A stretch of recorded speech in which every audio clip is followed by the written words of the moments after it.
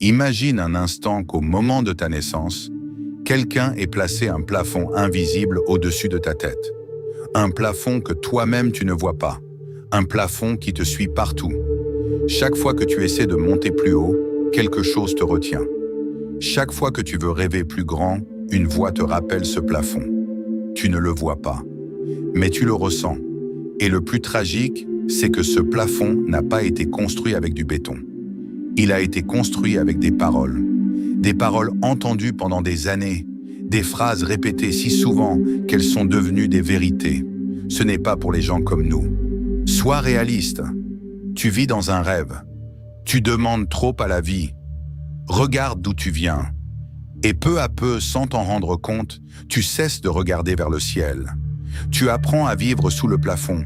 Tu apprends à adapter tes rêves à tes peurs. Tu apprends à réduire tes ambitions pour éviter les déceptions. Et c'est ainsi que meurent les grandes destinées. Pas parce qu'elles manquaient de capacité, pas parce qu'elles manquaient de talent, mais parce qu'elles ont accepté des limites qui n'étaient pas les leurs. Permettez-moi de vous raconter une histoire. Dans certains cirques, lorsqu'un éléphant est encore bébé, on attache sa patte à un pieu solidement planté dans le sol. Le petit éléphant tire, encore et encore. Il essaie de se libérer, mais il n'y arrive pas. Après des centaines d'essais, il abandonne. Puis il grandit. Il devient immense. Sa force devient extraordinaire. Il pourrait arracher l'arbre auquel il est attaché. Pourtant, il ne le fait jamais. Pourquoi? Parce que dans son esprit, il est toujours ce petit éléphant incapable de se libérer. La corde ne le retient plus. C'est la croyance qui le retient. Et combien d'êtres humains vivent exactement ainsi? Ils possèdent aujourd'hui la force nécessaire pour avancer. Mais ils continuent à vivre selon une ancienne version d'eux-mêmes. Une version faible, une version blessée, une version qui n'existe plus. La plupart des gens pensent que leur identité leur appartient. Mais ce n'est pas toujours vrai. Beaucoup portent des identités héritées. Ils héritent des peurs de leurs parents. Ils héritent du pessimisme de leur entourage. Ils héritent des limitations de leur environnement. Un enfant grandit en entendant « les riches sont des voleurs ». Les affaires ne marchent jamais.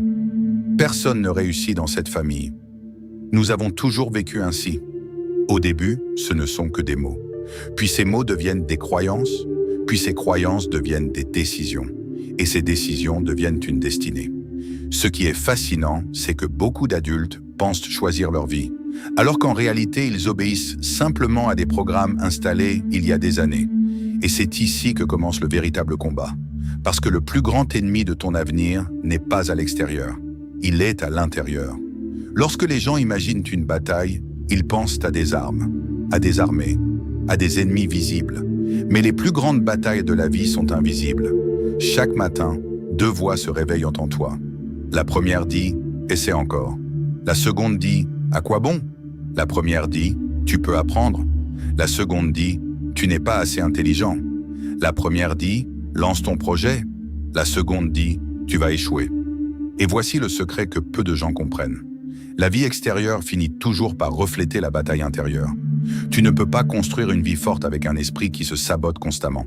Tu ne peux pas bâtir un avenir puissant avec une identité faible. Des chercheurs ont réalisé une expérience intéressante. Ils ont placé des puces dans un bocal fermé. Les puces sautaient. Elles frappaient le couvercle. Encore et encore. Après un certain temps, elles ont appris la limite. Puis les chercheurs ont retiré le couvercle. Et quelque chose d'étrange s'est produit. Les puces continuaient à sauter, mais seulement jusqu'à l'ancienne hauteur du couvercle. Le couvercle n'était plus là, mais la limite était restée dans leur esprit. Et combien de personnes vivent ainsi? Leurs anciennes limitations ont disparu, mais elles continuent de vivre comme si elles existaient encore. Leur passé est terminé, mais leur esprit vit encore dans ce passé. Regardez l'histoire. Les personnes qui changent leur vie ne sont pas forcément les plus intelligentes. Elles ne sont pas forcément les plus riches. Elles ne sont pas forcément les plus talentueuses.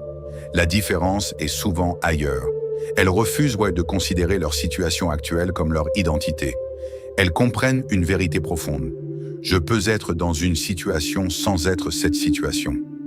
Je peux être pauvre sans être destiné à rester pauvre. Je peux être inconnu sans être condamné à rester inconnu.